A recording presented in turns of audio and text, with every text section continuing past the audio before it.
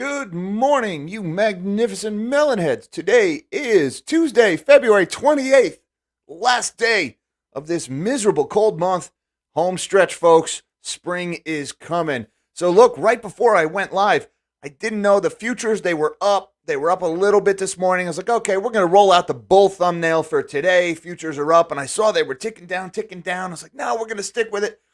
Right before I went live, the futures ticked negative into the red. So I should have rolled out the bear thumbnail for today, but we're going with the bull. It's too late. We're doing it live. Here we go. Stocks are down just a little bit. The big story this morning is those Target earnings. And while CNBC is probably out there right now talking about the strength of the consumer and how Target beat on the top and the bottom line, which I'm sure is what they're saying, if you actually look at the numbers, Target earnings show you that this narrative of the strong U.S. consumer is bunk.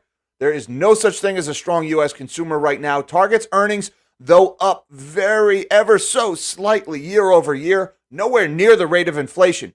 So what does it mean? Less stuff getting sold. The American consumer is getting squeezed by inflation. We saw the same thing with Walmart's earnings. We're seeing it now with Target. The one thing, Target has actually finally started to make a little bit of a pivot to groceries, something Walmart has done much better. And so Walmart had been able to capture market share through this inflation of 2022. Looks like Target is finally starting to pick up a little bit of ground there. And also the one silver lining that I saw in Target's earnings was some changes to their inventory management that shows maybe the company is doing a little bit better in that respect. But as far as what's actually leaving the store, what the consumers are actually buying, just not looking all that good, to be honest with you. And thank you, Freedom for All. I saw you just came in with that super chat. It says, trust your government, get arrested and hosed. If you've been watching my channel for a while, you probably notice I'm a little bit skeptical of authority figures. By the way, no reflection on you, Mom and Dad. I love you guys. But yeah, I'm trusting the government. It's the 2020s. What's the worst thing that could happen? Thank you very much, Freedom for All, for the super chat and the support of the channel. I appreciate that very much, sir. And with that, we are going to shrink my big melon of a head. And let's see what's going on in stocks this morning. We got the S&P is down ever so slightly, 7.5 points or 0.2% this morning. And we've got the Dow is down 86 or 0.25%, big red candle at the open there. NASDAQ is doing a little bit better, down 14 points or 0.12% at 11,452. All the indexes started yesterday up pretty strongly and just slowly eroded those gains throughout the day. They did manage to eke out a positive for the day, but still, all things considered, with that strong opening yesterday, could have been a lot better for markets. So it looks like this, I don't know if we call it a bounce that we started to get yesterday. It may be about to run out. Looking over at the U.S. dollar, it is down about 13 basis points this morning at 104.54. We got some higher than expected inflation readings from France and Spain last night, and it's entirely possible that those higher than expected inflation readings are causing markets to price in a more aggressive ECB or European Central Bank. Well, more aggressive rate hikes across the pond in Europe could mean more investors buying European assets instead of U.S. assets. So it's possible that that's driving the Dixie a little bit lower this morning. Traders front-running more aggressive rate hikes at the European Central Bank. Even though the Fed is now doing 25 basis point hikes, it looks like the ECB is probably going to do a 50 basis point hike at their next meeting. Looking over at the bond front right now, we've got yields, particularly at the long end of the curve, are up this morning. The 10-year Treasury is at 3.96, up 4 basis points. It looks like that is the high point today. We've also got a mixed bag at the short end of the curve. The 1 month is down 1 basis point. The 2 month is up a half, so not a lot happening on the short end of the curve. Most of the action appears to be the long end moving higher today. Over in the commodity space, we have got gold is down about $5 at $18.20, down 1/4%. Silver's down a dime at $20.68, or down 0.5%. We've got platinum and palladium. Platinum is pretty much flat. Palladium's down $35. Again, keep your eyes on that power grid situation in South Africa for platinum and palladium. If that situation continues to deteriorate, it's going to result in less PGM metals coming out of the ground, and that should send those metal prices higher. Oil, we're looking at up about $1.26 this morning, or 1.66%. WTI crude trading at $76.94. And natural gas is down about a nickel right now, or 172, trading at 268. Looking over at natural gas, I am still in this trade. We're still above the 9-day moving average, so that one is still looking okay to me. All right, let's look at the Target earnings. This is the big story today. Target Q4 earnings beat estimates. Forget that whole beat estimates nonsense. These estimates, these expectations were so low, it's irrelevant whether they beat them. CEO strikes a cautious tone as consumer spending shifts. Target shoppers spent more on essentials like food and beverages and less on discretionary categories like electronics, home, and apparel.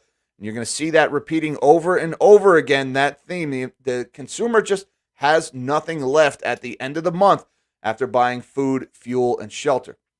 Target posted fiscal fourth quarter earnings results before market open on Tuesday. That beat some ridiculously low estimates as consumer spending shifts away from discretionary categories. The Minneapolis-based retailer saw same-store sales increase by 0.7%. That's terrible, folks. I know what that looks like. Oh, same-store sales are up. But keep in mind, these are nominal numbers. This is not adjusted for inflation. The rate of inflation right now is about 6.5%. The average of the last year has been really like 7.5%, 8%. So for Target's earnings, their Target same-store sales to only be rising 0.7%, they are selling less stuff. All right, that is not an indicator of a strong consumer right there, especially not in the context of how fast consumer debt is piling up in the United States. Just did a video yesterday about how auto loans are starting to increase in delinquencies, and we had American Car Center just went belly up because they were unable to package up subprime auto loans into a bond and dump it on the debt market. There were no buyers at the right price, so they're going belly up now. So this is just another case of the consumer is not doing well. Now, I would add that Wall Street estimates were for same-store sales decline of 1.74. So there you go. They beat estimates, but those were some pretty low estimates. Now, there's one thing I want to draw your attention to all the way down at the bottom. This, in my opinion, was the silver lining here. At the end of Q4, inventory was 3% lower than 2021. So they're starting, the sales and the markdowns are starting to right-size the inventory. Meanwhile, in the discretionary categories like electronics, home, and apparel, inventory was nearly 13% lower than in 2021. So Target is being very successful in right-sizing their inventory for the current state of the consumer. They're increasing inventory in non-discretionary items, groceries. Apparently, beauty care products are considered not discretionary. Whatever, that's news to me. But they are downsizing their inventory in things like apparel, things like TV, things like home goods, furniture, that kind of stuff, all shrinking that inventory. So Target is being successful in that regard. However, the stock this morning, let's see, okay, market is rewarding. The stock was positive for a while, then it was negative. Right now, it's up about 2.5% or $4, trading at 170.92. All things considered, I think Target could have done a whole heck of a lot worse than they actually did. Now, we were talking about inventory, and this data just came out today in Trading Economics. U.S. retail inventories ex autos, so this is not including cars. Retail inventories in the United States, excluding automobiles and parts, rose by 0.2% from the previous month in January after a downwardly revised 0.1% increase the month prior. Now, again, these are not adjusted for inflation. These are nominal numbers. So what we have is the value of retail inventories in the United States is rising slower than the rate of inflation. This is retailers keeping less stuff on the shelf because they know the consumer can't afford to buy the stuff. So you have this shift in the economy. Stores are adapting. They're getting ready for this recession that, again, if you ask me, I think we've been in it for the better part of a year already. Forget what the definition says. Moving on to wholesale inventories also came out and looks even, well, I'm going to say it looks better because I'm speaking from the vantage point of you want inventories to come down when you're heading into a recession.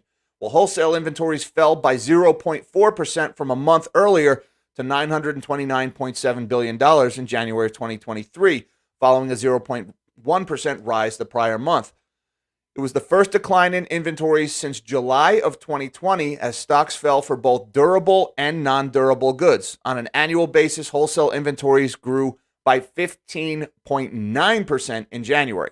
All right, so the year-over-year number, still terrible, but keep in mind that is reflecting the state of last year's inventory, which at the beginning of 2022, you really had the end of 2021 inventories.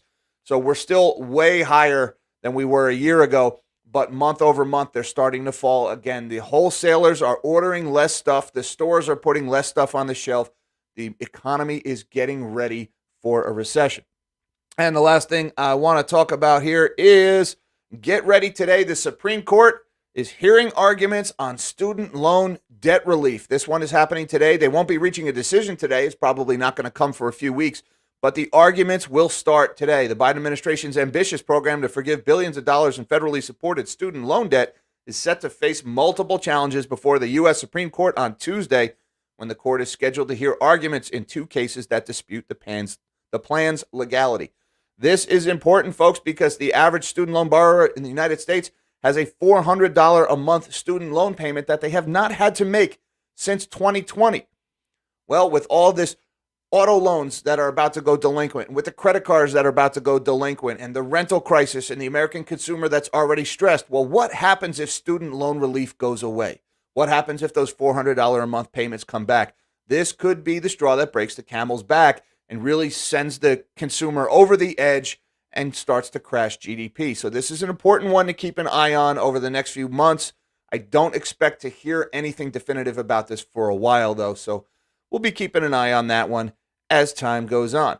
All right, guys, we are going to call it there. I want to thank you very much for your time. Thank you for the super chats and the support of the channel. Thank you to my Patreon supporters. Looking forward to talking to you guys tomorrow on our weekly Zoom call. There is a link down below in the description to that, should you feel so inclined. Hi, Mom. Hi, Dad. I love you guys. And until next time, live small and dream big.